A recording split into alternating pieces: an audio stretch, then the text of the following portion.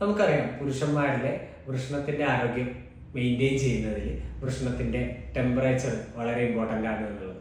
വൃഷണാരോഗ്യം maintain ചെയ്യുന്നതിനും അതുപോലെ ബീജങ്ങളുടെ ഉൽപാദനം കൃത്യമായിട്ട് നടക്കുന്നതിന് വേണ്ടിയിട്ട് വേനൽക്കാലത്ത് പുരുഷന്മാർ ശ്രദ്ധിക്കേണ്ട പ്രധാനപ്പെട്ട കാര്യം പ്രധാനമായിട്ടും ഇറുകിയതും അതുപോലെ ശരീരത്തിൽ കൂടുതൽ ചൂട് നിലനിർത്തുന്നതുമായിട്ടുള്ള വസ്ത്രങ്ങൾ പരമാവധി ഒഴിവാക്കുക.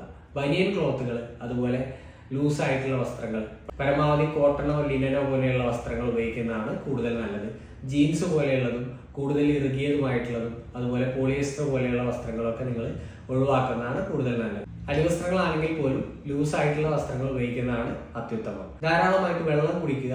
അതുപോലെ ശരീരത്തിൽ വെള്ളത്തിന്റെ അംശം നന്നായിട്ട് നിലനിർത്തുന്ന തണ്ണിമത്തൻ, നാരങ്ങ, ഓറഞ്ച്, അതുപോലെ ഏത്തപ്പഴം ഇങ്ങനെയുള്ള പഴങ്ങളൊക്കെ കൂടുതലായിട്ട് നിങ്ങളുടെ ഭക്ഷണത്തിൽ ഉൾപ്പെടുത്താൻ ശ്രമിക്കുക. എണ്ണയിൽ മുക്കി പൊരിച്ചതും ധാരാളമായിട്ട് ട്രാൻസ് ഫാറ്റ് അടങ്ങിയതുമായിട്ടുള്ള ഭക്ഷണങ്ങൾ, പ്രത്യേകിച്ച് ജങ്ക് ഫുഡുകളൊക്കെ പരമാവധി നിങ്ങളുടെ ഭക്ഷണത്തിൽ നിന്ന് ഒഴിവാക്കുക.